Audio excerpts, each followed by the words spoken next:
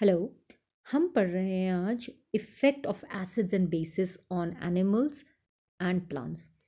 तो अगर कभी भी बहुत ज़्यादा एसिड बारिश के साथ या मिट्टी के थ्रू पानी में गिर जाए तो उससे फिशेस और एक्वाटिक लाइफ डैमेज हो जाती है और जितने भी एक्वाटिक एनिमल्स हैं वो मर सकते हैं। सो acid is not very good for aquatic animals. अगर हम सॉइल के बारे में बात करें तो कुछ पौधे एसिडिक सॉइल पे ग्रो करते हैं और कुछ पौधे बेसिक सॉइल पे ग्रो करते हैं। अब यहाँ देख सकते हैं कि इस एरिया में एसिडिक कंडीशन है, 5 pH है। तो आप देख सकते हैं कि यहाँ पे पौधे बहुत अच्छी तरह से ग्रो नहीं कर रहे हैं। और इस एरिया पे बेसिक सॉइल है, यानी कि pH हमारे पास 7 है। तो यहाँ पे पौधे बहुत अच्छी तरह से ग्रो कर रहे हैं। तो मिट्टी की एसिडिटी या बेसिसिटी पर भी, यानी मिट्टी के pH की वजह से पौधों की ग्रोथ पे इफ़ेक्ट पड़ता है।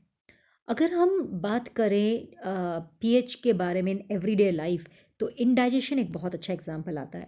हमारा स्टमक हाइड्रोक्लोरिक एसिड प्रोड्यूस करता है जो खाने को डाइजेस्ट करने में मदद करता है।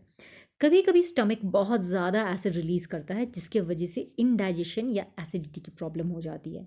इस इंडाइजेशन को ठीक करने के लिए हम एसिड को न्यूट्रलाइज करते हैं एंटा एसिड्स लेकर, जो कि बेसिक होते हैं। तो अगर आपके पेट में बहुत ज़्यादा एसिड प्रोड्यूस हो रहा है तो आप थोड़ा सा बेस अगर खा लेंगे तो ये एसिड का इफ़ेक्ट ख़त्म हो जाता है, यानी इस प्रोसेस को हम न्यूट्रलाइजेशन कहते हैं।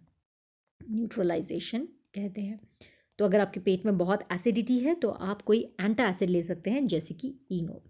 ये हमारा डाइजेस्टिव सिस्टम है। आप देख सकते हैं कि हमारे माउथ का पीएच बेसिक है, 6 से 7 के बीच में।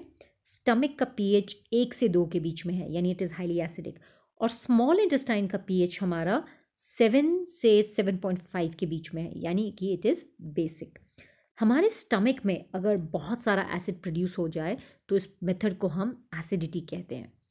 और अगर हमारे एसिड में बहुत एसिडिटी हो तो हम एंटा एसिड ले सकते हैं जो स्टमक के एसिड को न्यूट्रलाइज करता है। अक्सर ये जो एंटा एसिड्स होते हैं, इसका कॉमन एग्जांपल इनो है, जिसे खाने से पेट का एसिड न्यूट्रलाइज हो जाता है। नाउ लेट्स टॉक अबाउट कि पीएच का हमारे दांतों से क्या रिलेशनशिप है। जब हम कोई मिठाई खाते हैं या कुछ भी मीठा खाते हैं तो मुंह में रहने वाले बैक्टीरिया इस शुगर को एसिड में कन्वर्ट कर देते हैं, और ये एसिड हमारे दांतों को इफ़ेक्ट करता है। यानी कि अगर एसिड प्रोड्यूस हो रहा है तो पीएच हमारा डिक्रीज हो गया है, पीएच कम हो गया है। और लो पीएच पे एसिड हमारे दांतों को डैमेज करता है, जिसके वजह से हमें डेंटल कैविटीज़ हो जाती हैं। इससे बचने के लिए हमें बेसिक टूथपेस्ट यूज़ करना पड़ता है। टूथपेस्ट अक्सर बेस की तरह काम करते हैं और माउथ की एसिडिटी को न्यूट्रलाइज करते हैं। तो हमारे दांत के सड़ने का एक बहुत का इम्पॉर्टेंट कारण है पीएच का बदलना, यानी कि पीएच एसिडिक हो जाना। Let's talk about insects. मधुमक्खी का जो स्टिंग है वो एसिडिक होता है। तो अगर आपको मधुमक्खी काटती है तो आप सोप अपने हाथ पे लगा लेंगे तो वो न्यूट्रलाइज हो जाता है। एक और कीड़ा होता है जिसे हम वैस्प कहते हैं, ये येलो कलर का बहुत बड़ा कीड़ा है। इसका स्टिंग अल्कलाइन होता है। तो अगर कभी वैस्प काटती है तो थोड़ा सा दूध या टमाटर या चाय अगर हाथ में लगा ली जाए, ठंडी चाय, तो इस अल्कलाइन स्टिंग का इफ़ेक्ट न्यूट्रलाइज हो जाता है।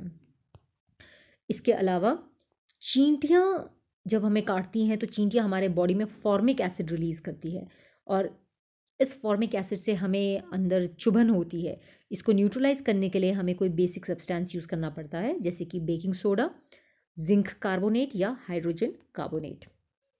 एक पौधा होता है जिसे हम बिच्छू पट्टी कहते हैं, इस तरह का जंगल में मिलता है, इसको नेटल भी कहते हैं। इस बिच्छू पट्टी या नेटल में फॉर्मिक एसिड प्रोड्यूस होता है। तो अगर ये हमारे हाथ में लग जाए तो ये फॉर्मिक एसिड हमारे हाथ को चुभन प्रोवाइड करता है, जिस चुभन से बचने के लिए हमें अपने हाथ में कोई बेस लगाना पड़ता है जिससे वो न्यूट्रलाइज हो जाए। So what is neutralisation? Neutralisation का मतलब है एसिड और बेस जब एक दूसरे के साथ कंबाइन करते हैं तो वो सॉल्ट और वाटर बनाते हैं, जिसकी वजह से एसिड का भी इफेक्ट ख़त्म हो जाता है और बेस का इफेक्ट भी ख़त्म हो जाता है। इस प्रोसेस को हम न्यूट्रलाइजेशन कहते हैं। सो आज के लिए इतना ही करते हैं। Thank you and have a nice day.